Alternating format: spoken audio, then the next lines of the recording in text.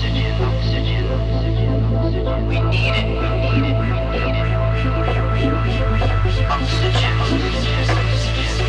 Why we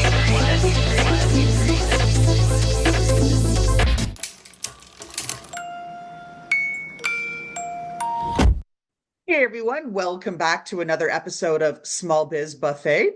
Small Business Stories is the podcast, and we've got, as we do every week, a tremendous guest. We had the good opportunity of meeting for coffee a few weeks ago, and I learned a lot about Michael Pilla and what he's doing with respect to his creative endeavors. And what I really, really loved about the messages that he was sending, it's all about no nonsense design, very practical, very simple, and it's what we need in these times, right? To cut through all that noise.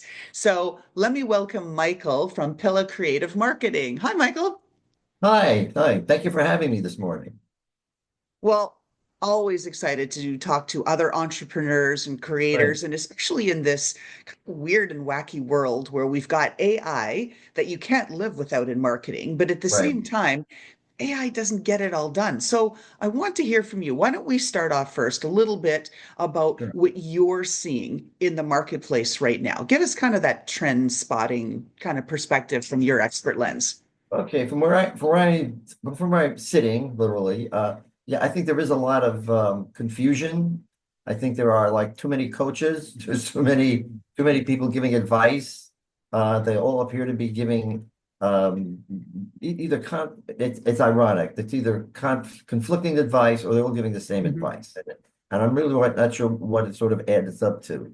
And a lot of why I got into no nonsense design is the entire area of branding appears to be getting very, very esoteric. And I think a lot of the high level psychographic, whatever you want to call it, uh, aspects of branding don't really apply to small businesses. I think a guy with a small business is looking to sell a widget or whatever, and that's his focus. And I think a lot of the other stuff is just confusing and it just sort of puts them off track. Now, AI, depending on who you talk to, is the greatest thing to ever happen or the worst thing to ever happen, and I fall somewhere in the middle. I've been playing around with it for a couple of months. I've used it to augment what I'm already doing. I do some writing, so I use it to do my research. I recently put together a video, which was I think was very, very successful. I'm starting to use it for SEO, but I think part of being I'm Italian by my ethnicity, or Sicilian to be specific, and we kind of don't really trust anything. So there's a lot of skepticism that comes with this sort of ethnicity. So that I bring that skepticism to AI. I mean, I'm not looking at it to do everything. I don't entirely trust it, but I'm willing to pick out what works for me, under that umbrella and make the best of it. So I don't know if that answers your question, but that's kind of It does, as far as like some of the parts of it. So I think right, it's important to look at everything with skepticism and also right. to look at things where trends, they come and they go, Yeah, right? And so I right, think we need to have that lens too. And I like how you carved out that the bigger organizations, right? They can afford to do this, do that, full branding and everything else. But the little organizations, us little small guys, right? These small business right, operators and entrepreneurs that we are, we're really just trying to get it done. We want to have our flag in the ground and say, we sell these widgets, come buy them, right. right? But branding, it's just become so rote. Everything is AI. Let's generate a logo. Oh, what colors do you like, Laurelyn? Oh, what fonts? Great. What do you think about Well, all that? well, that's always been something that I've argued with people about. I mean, I think branding is on a higher level. It's about basically who you are as a person, who you are as a company. What you stand for, what you deliver, what people can expect from you. What level of credibility do you offer? So that sort of goes beyond the logo, the color, whatever. Which is why I start every project with something I call a brand scan, a BRANDSCAN, and it's an in-depth interview. So it goes on for about an hour where I really get to know the client. And actually, in many cases, the client gets to know themselves. Uh, and we get into who they are, what they do best, who's their ideal customer. And where do they sit now in the marketplace? What are their roadblocks for moving forward? We take all that information. I put together a PowerPoint presentation, which I refer to as a roadmap to success. And what it does is it gives both of us a common starting point, so that any creative that happens moving forward, we both know where that comes from. So we're not like it's not just picking things out of the air. You know what I mean? And as a graphic designer, I was always again interested in the why of things. I could basically create anything. What I want to do is create the right thing. Uh, and a lot of times the client doesn't even know what that is. So that sort of discovery phase is crucial to the way I work, and it does streamline the process moving forward. That's sort of the initial no nonsense part of no nonsense design is let's work with some data. Let's work with some real world information about you and your company, and let's move forward from there and find things that are right for you. Let's not um just glom on to the latest thing that's happening. Let's not go to these places for $99. They'll give you like 100 versions of your logo. Okay, now what? You know? That's just it. I think this actually, your answer here sets us up for my next question, which we like to early in the podcast give our Right, listeners and watchers value up front. sure. So if you had messages now that you wanted to share, hey, small business owners, entrepreneurs, here's my tip. Is the tip, don't do that $99 unlimited logo variations? Or what is it? Which you've got tremendous expertise and you've Right, been really dialing into what the customer needs, why they need it, and who they are, which is really that's the ethos of the brand. right. Give us some advice. What do you want to tell small business owners? Well, I mean exactly that. I mean, look at your business as almost as an extension of you. Mhm. Look at your business as okay. The big advice I give everybody, if you start everyone is you always you're and a lot of people don't realize this, but you look at your business from the inside out. You know what you're doing. At least you think you know what you're doing. You think you know how you're coming off. You think you know how people perceive you, but that's not necessarily what's happening. And I try to tell them, look at your business from the outside in. Put yourself in the shoes of the consumer, and which is sort of the role I play when I'm working with people. Is I'm sort of like, even though I'm working for the client, I'm an advocate for the customer. You know, and to remember that before people came to your website, they probably weren't thinking about you, right? So what are you hitting them with immediately when they show up? What's their need? They showed up to buy a widget. So how are you going to put them in a position of buying your widget? Your widget is better than everybody else's.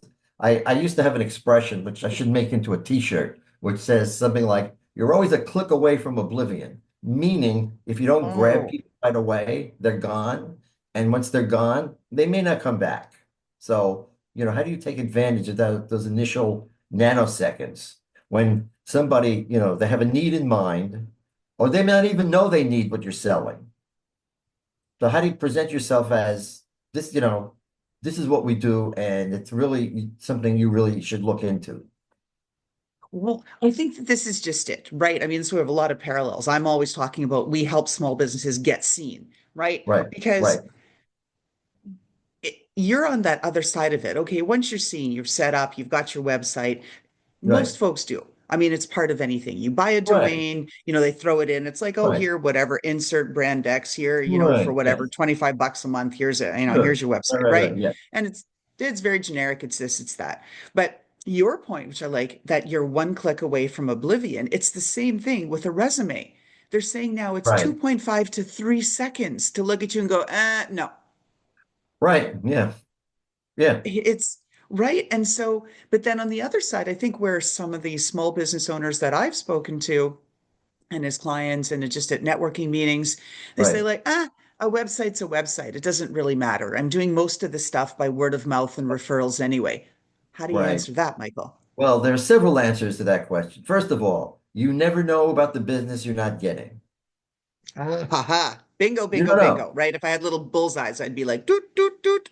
You don't know. You have no clue as to all the people who showed up or the people who don't show up because you just didn't grab them to begin with. Oh, your website is a website. Right. No, a website is the website is the front face of your business. Now you can, if you treat it that way, you can say, oh yeah, well, I'll just be like everybody else. You're going to blend into the background. And yeah, you're right. You're not going to get a lot of traction. And the other thing to keep in mind is websites are the biggest aid to word of mouth advertising there is. So somebody hears about you. You get a referral from a past customer or something. What's their next step? They go to They're your either website. they're probably going to Google and eventually get to your website. And if what they find is either outdated or confusing or just irrelevant, again, they're clicking and they're out of there. Google has come up with a stat which is really interesting, which is called the zero moment of truth. Oh, I don't know And this. yeah, Share. the zero moment of truth is just before a potential customer realizes they have a need. So I say, oh, I want to buy a car. That's my zero moment of truth. So what do? I do research, right?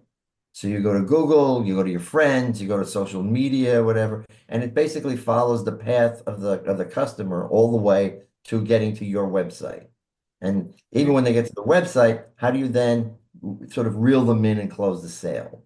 So I guess my message, if you were, to small businesses is try to look at this as a process.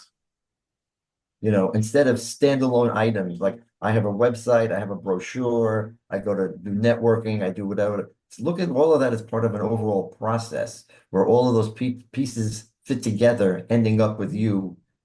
Obviously, what I almost find funny is you have all this like stuff going on, and the real purpose of all of it is to get somebody to pick up a phone and call you.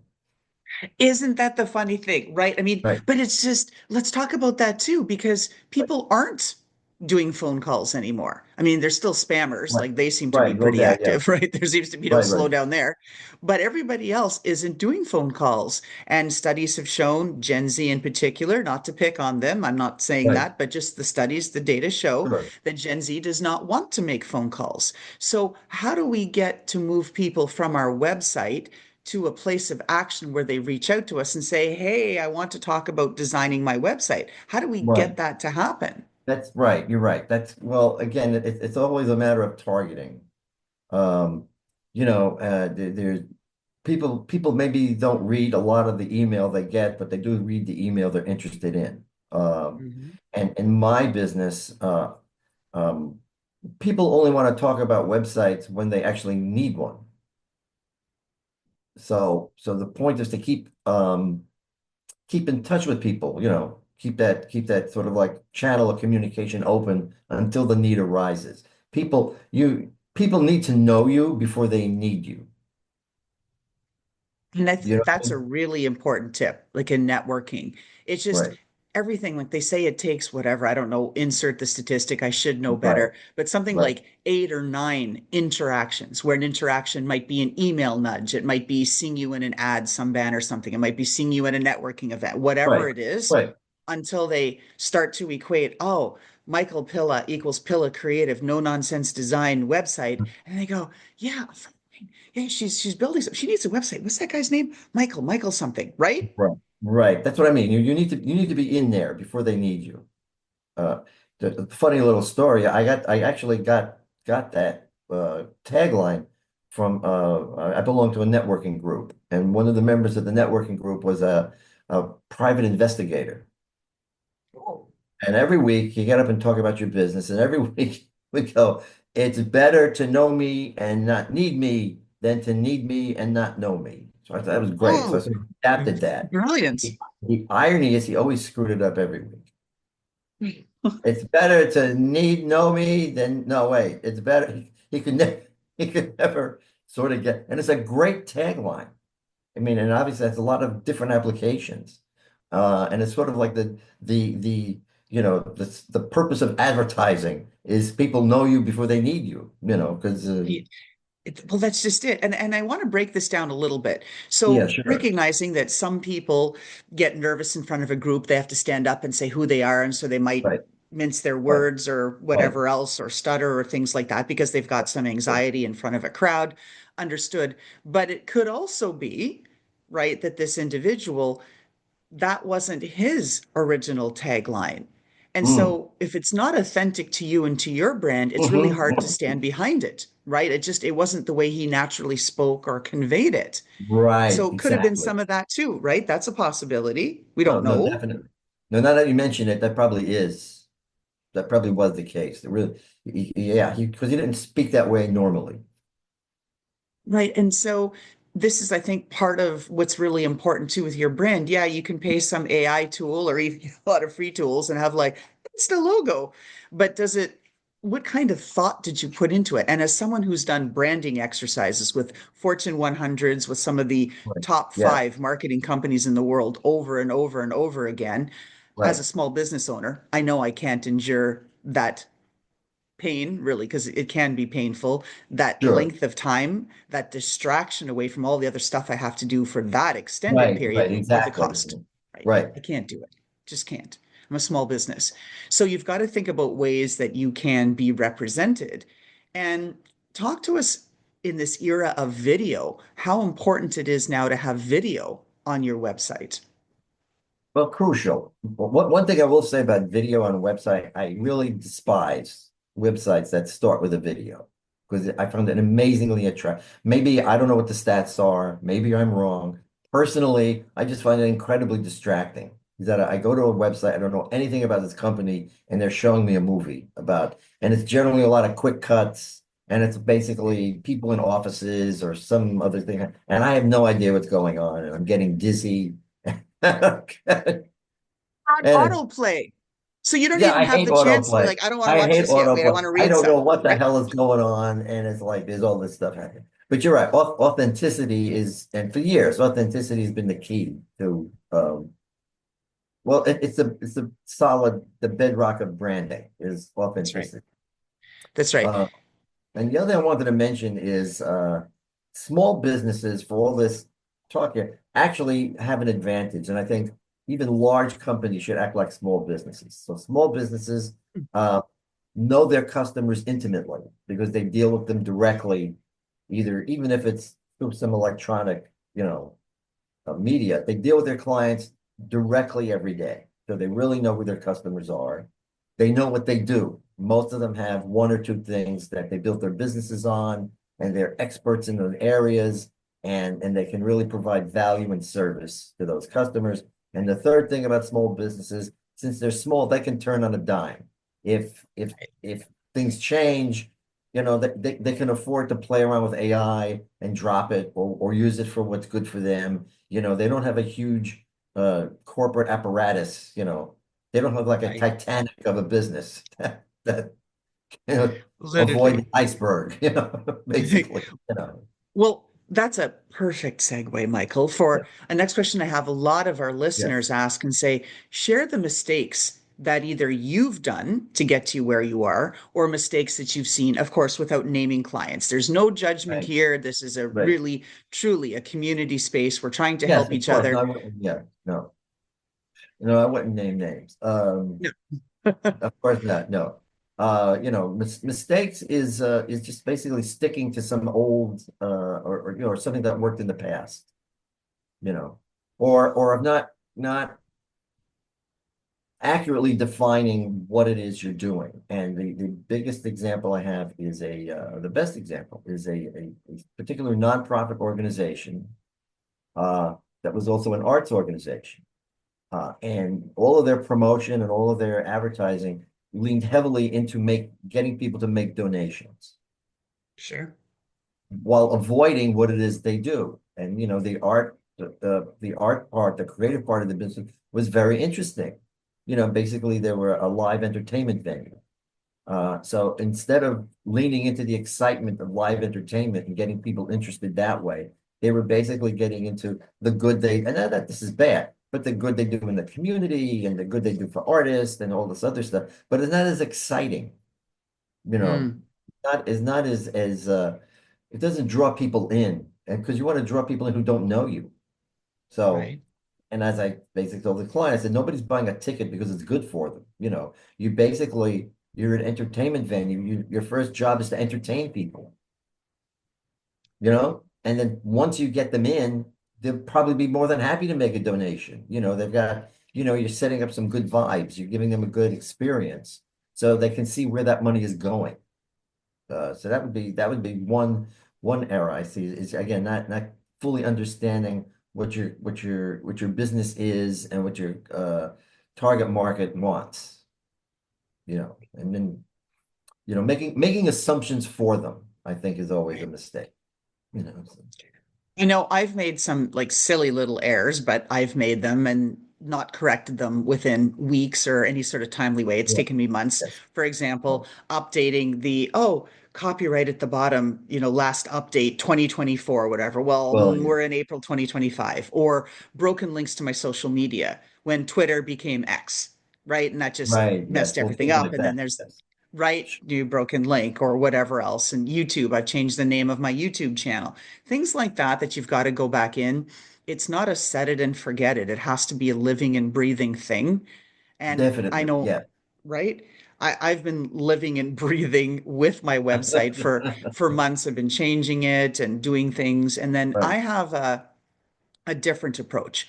And yes, every business owner is going to do different things. And I recognize this is the nature of your business. You design websites for people. I'm trying to be more economical about it. So I use whatever available templates, WordPress, this, that, use yes, them, kind of mock design it, figure out my words. This is what I want. And then I send it to a web dev who right, builds it and puts it in for me. right, But that web dev doesn't have branding expertise or any creativity. They're very good, right, like functionally and technically, right, but then it's on me. So then it comes back. Now I got to check. Oh, they're very good. Like, okay, they missed a link or this or that. Hey, I found it, edited it, right, correct it. right, We get that fixed like very quickly. High responsive. They're awesome. I love my web devs, right, but it's not the same kind of collaborative approach. So I have to look at what's been done that I had designed that they implemented, kind of sit right, with it and go, I don't know. I don't know. Then I've got to go back and forth with them and say, well, what about this? Can you try this? And it's like, oh, well, Laurel, and I don't know. That's really hard. That's extra money. That's in here. And so it's this give and take versus the creative process up front where I'd work with somebody as like yourself in the past, and then they'd go do and make it a living and breathing thing and keep coming back to me. And I think both options are, like I said, are viable. It just depends on what you, the small business owner, wants. That was a great commercial for me. What Right. you got in Well, there. and That that's not explains the intention. why, We're trying not to be no, I know. commercially here. No, no, I'm just saying, but this entire process is sort of what and the reason I Right? do, I do the thinking and the creative part up front, and Yeah. that's the no nonsense part. And then basically, once you get to production, you can just make it happen. Now, I've used templates, I've used tools like Squarespace and Wix to Hmm. do sites for smaller clients who didn't have a lot of time or money, but I still managed to put their thumbprint on it. I don't think there's any reason. Again, and I know this is starting to become sort of an overused phrase, but all these things are tools. All these Hmm. things are not who I am or what I provide. These are basically things in my toolbox, and I'll hammer out something that's perfect for you. How I get there, depends on the situation. But that Right. that initial that initial And what you discovery, build, well, right? Like you're the master carpenter. So you've got these right, tools at your disposal and you're right, saying, hey, customer, what do you want me to build for you today? Oh, you want me to carve a grand stork, right, right? right. Great. But I'll do but it. regardless, I guess the point I wanted to make is regardless of the actual project, that initial discovery and creative part is the same for everybody. And that's why I have a list of questions. That's why I have something of a process, and that's why I like to present you with a plan. Depending on what you need, it might be an elaborate plan, it might be just a really simple plan, but we have a plan moving forward to get you where you need to be. And that's just it, right? It's that specificity that's needed, not Yes, only on the brand voice. We talked about authenticity and challenges there, but right, budget, timing, how much involvement. Yeah, I those all get it. goes into the mix, right? It's all, yeah. Yeah. I mean, I've got small business clients that I help with their, glow ups and different things. And some of them are very full on. They've got their hands in. They've got to be involved in every step. I'm- Others are like, just easy button, hit it. Just this is what I need. Here's some mm, money. Go away. Go do it. right. Exactly. Yes. Right? It depends, It's like, yeah, yeah, yeah, yeah. Happy to And work that, either way. and I And want to as we're that's getting, the I don't mean to interrupt you, but I want to say, but okay. that's also regardless of the size of the client. I've had some big clients who just left me Mhm. alone, and I've had some smaller clients that wanted to macro manage every pixel. You Yeah, just can't tell. no, different strokes, different folks, right? As we're getting close to wrapping up our podcast Sure. here. So, what do you think business schools are not teaching Oh, entrepreneurs and business owners? What do you think should be in there? empathy. think I think business schools tend to be, if you're talking about like big time business school, I think they tend to be a little bit focused. This is a personal soapbox of mine. I think they'd be a little too focused on profits, a little too focused on the financial end of things, and not so much on the people end of things. And I think it's to everybody's Mm, detriment. I mean, I've worked for a number of different kind of people, and I've hired a number of different kind of people, and I've always found if you treat people like people, you get the best out of them. And I mean, I've worked for companies where I was clearly a cog, and this is okay. This is a really good story. So they clearly, and this happened to me like 3, 4 different times.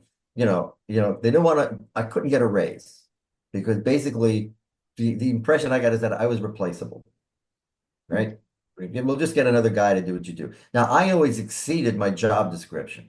I was one of those guys. I knew what everybody in the department was doing, and I always did a lot of little extra things that maybe people didn't notice because in 3 or 4 different cases, when I left, the performance of the department suffered because I wasn't irreplaceable, you know mhm. yes, I did all the design stuff, but I did other things. Helped people out when they needed it, kept people informed of what was happening, picked up the slack when there was slack, and having somebody who just shows up and does their little piece of the job, doesn't always do best. So I think I would again ask business schools again to see people as people and to try to Mhm. treat your employees as individuals.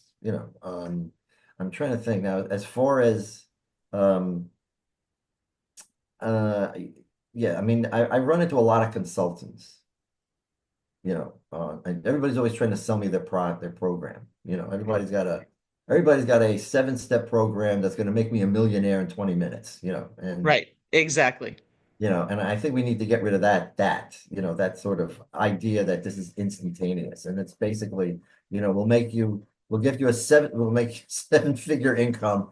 Just send us 29.95, and we'll give you that. I think the money is in the 29.95. I think that's actually how they make their money. So, I mean, stop treating this like magic, stop treating this like, that it's just dollars and cents and try to really get into the people aspect of it.